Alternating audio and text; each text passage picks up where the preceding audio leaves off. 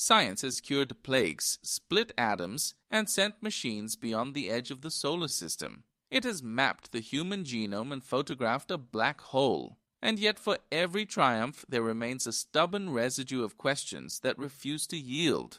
Not because no one is trying, but because the mysteries themselves seem to resist the very tools we use to understand everything else. These are not gaps waiting to be filled by tomorrow's telescope or next year's supercomputer. They are the places where our best methods stall, where confident men and women in white coats fall quiet, and where the universe seems to smile without explaining the joke. The weight of nothing starts with the sky itself. When astronomers calculate how much mass a galaxy should have based on the way stars move, and then compare that number to the mass they can actually see, stars, gas, dust, the numbers don't match, not by a little.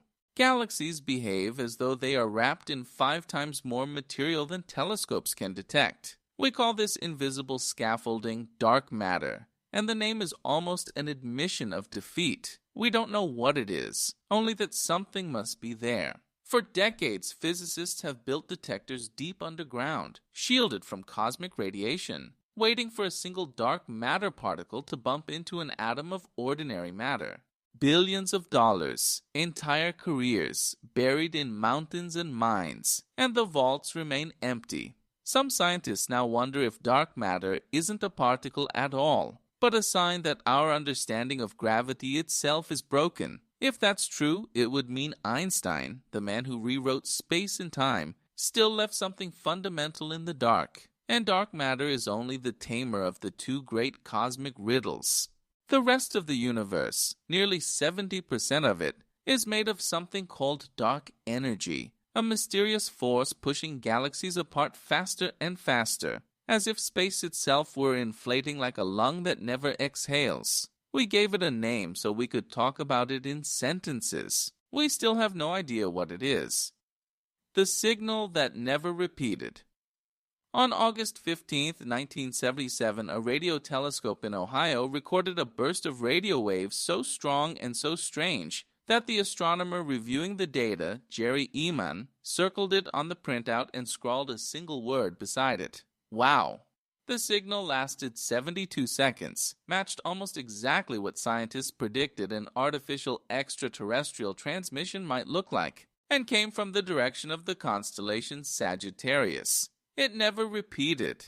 Not that night, not in the decades of listening that followed. Every possible mundane explanation, a passing satellite, a military transmission, a comet, a glitch in the equipment, has been proposed and, one by one, mostly ruled out. The wow signal remains exactly what it was on the night it arrived, an open question with no second sentence. Somewhere in a filing cabinet of astronomical history sits a fragment of a message we still don't know whether to call cosmic noise or cosmic hello. The hard problem. Move from the vastness of space to the 3 pounds of tissue behind your own eyes, and the mystery only deepens. Neuroscientists can now watch neurons fire in real time, map which regions light up when you feel joy or fear, and predict certain decisions before you're consciously aware of making them. But none of this explains the strangest fact of all, that there is something it is like to be you, that behind the electrical chatter of your skull there is an experience, the redness of red, the ache of sadness, the taste of salt.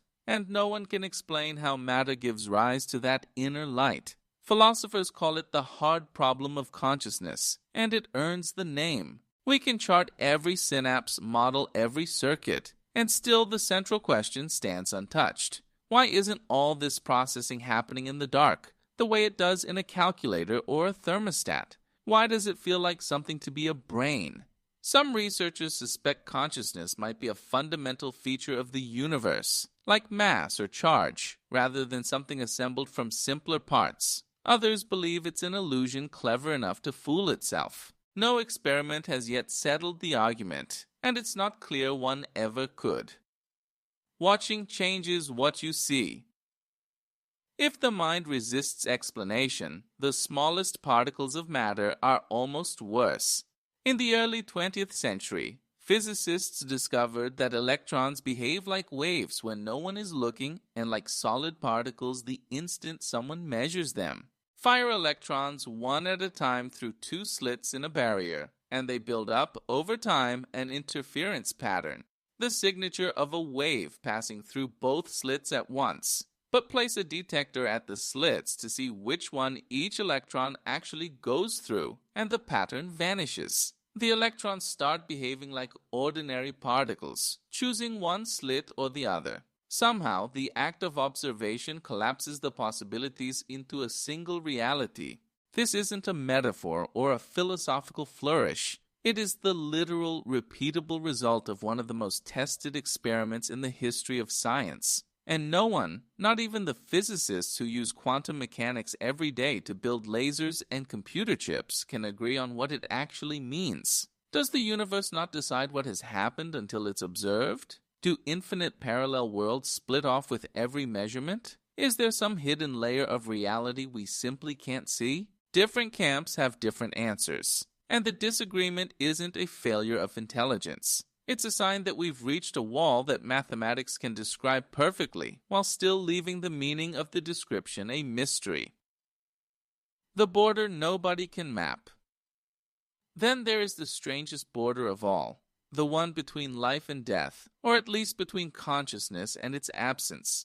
Across cultures and centuries, people who have been clinically near death, heart stopped, brain activity flatlined by every measure doctors have, report startlingly similar experiences.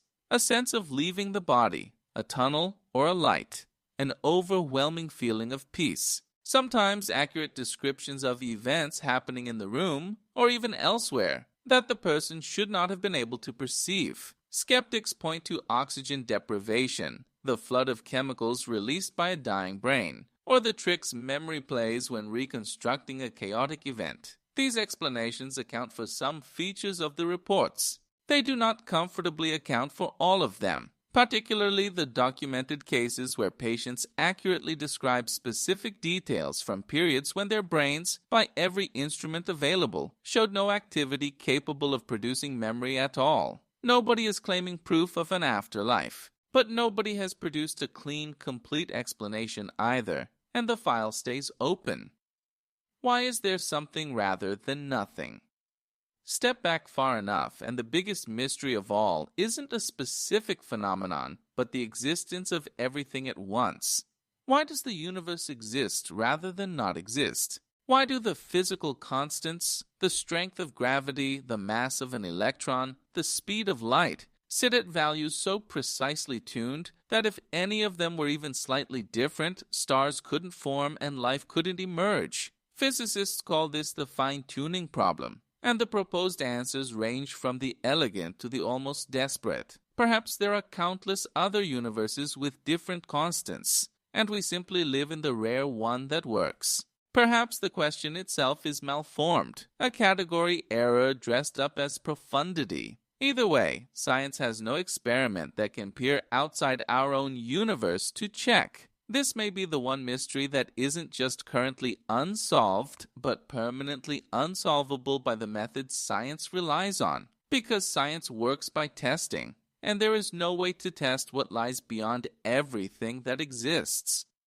Where the trail runs cold. What connects the shifting weight of galaxies? A 72-second radio signal? The feeling of being a self? The strangeness of watched electrons? The reports of the nearly dead, and the improbable existence of anything at all. Not a common cause. These mysteries have nothing to do with one another on the surface. What connects them is the shape of the silence around each one. Science doesn't fail at these questions the way it fails at a hard math problem, where more effort and better tools eventually crack the case. It fails the way a fish would fail to explain water. The tools of measurement, repetition, and prediction were built to work within a system, and these mysteries live stubbornly at the edges or entirely outside of it. That doesn't mean the questions are hopeless. Dark matter detectors get more sensitive every year. Neuroscience inches closer to mapping the architecture of experience, even if it can't yet explain experience itself. Quantum physicists keep proposing new interpretations, hoping one will finally satisfy both the math and the mind. Progress happens in fits and starts, in unglamorous decades of failed detections and half-formed theories. But there is something almost reassuring about the mysteries that remain. A universe fully mapped, fully explained, with no open questions left, would be a strange kind of prison, a place where curiosity had nowhere left to go. Instead, we live in a universe that keeps a few doors locked, that lets us build spacecraft and vaccines and quantum computers while still keeping its oldest secrets close. Every generation of scientists inherits the same unfinished list.